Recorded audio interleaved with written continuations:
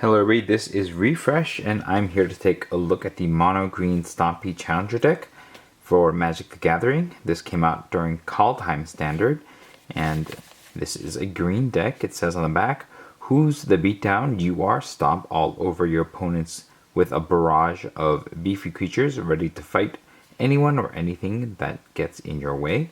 The contents include a battle-ready 60-card deck, 15-card sideboard, 6 double-face card helper cards, 5 double-sided tokens, and a deck box. We'll see once we open it up and take a look at what's inside. It says Become the Beast. That's cute. This is an empty box other than this. Inside we have a card divider with gem razor and a deck spacer. And there's enough space here for sleeved cards, so that's good. We have our deck and our sideboard. Let's take a look at the deck first.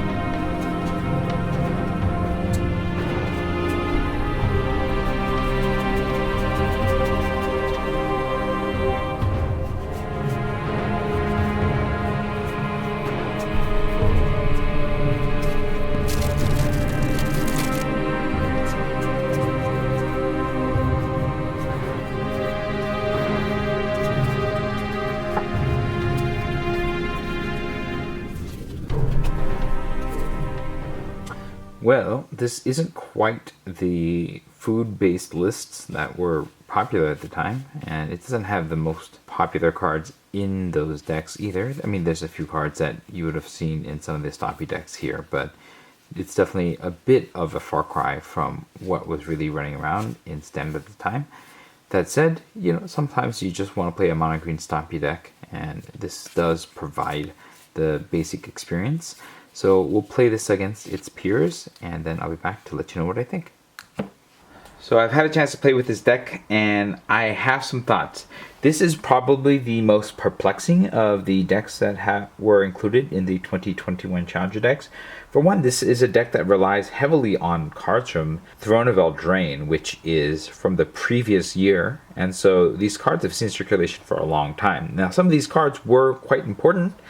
Like the Lovestruck Beast, for example, was a major player in a meta deck at one point, but this feels like it is a deck lost in time in many ways because of its heavy reliance on really old cards. Now, there are new cards here, obviously. We have a Garruk in here, we have some Ikoria cards, the Turntimber Symbiosises make their way here, but it really does feel a bit like an old deck that was slotted into these Challenger decks because they needed something green.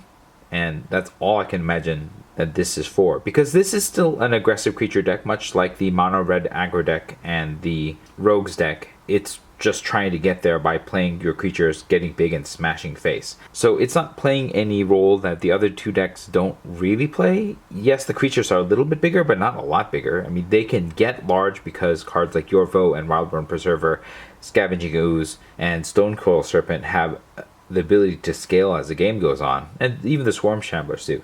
But it's still ultimately just play a bunch of creatures, turn them sideways, and smash your opponent's face. I also find that the themes of this deck are a little bit all over the place. So there's a bit of a +1/+1 counter theme, and you can see that in the Swarm Shamblers, which protect your creatures with +1/+1 counters by creating 1/1s when they are targeted.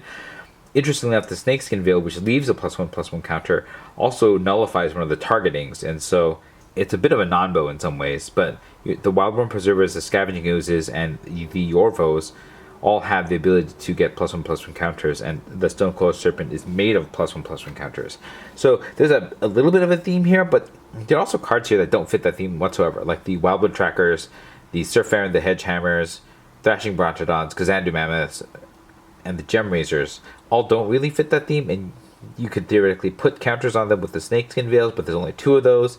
And so I'm not 100% certain what this deck is really trying to do with its thematic integration here. Because if the Swarm Shambler is mostly just useful as a defensive card that you can slowly grow up, it's sort of incumbent on the deck to be able to protect its creatures with a lot of +1/+1 counters. So your investment in putting those counters on your creatures, so your investment in the creatures pays off. And there are some interesting choices that the deck makes that suggests that the meta is rampant with artifacts or enchantments, because you have 3 Thrashing Brontodons, 2 Gem Razors in the main board, and then 2 Return to Natures and a Thrashing Brontodon in the sideboard as well. And so it makes me wonder what that is really trying to fight against, to have that much representation in the main board.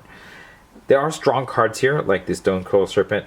The Lovestruck Beast can be pretty dangerous as well as a 5/5 body for 3 mana. And I think the reason why the Wildwood Trackers are in here is because it enables the Lovestruck Beast to attack. The Swarm Shamblers, they can grow, so I don't know as much about them, but maybe the idea is originally for them not to grow, as long as you want a Lovestruck Beast. It's a little bit of a nombo. I don't love that.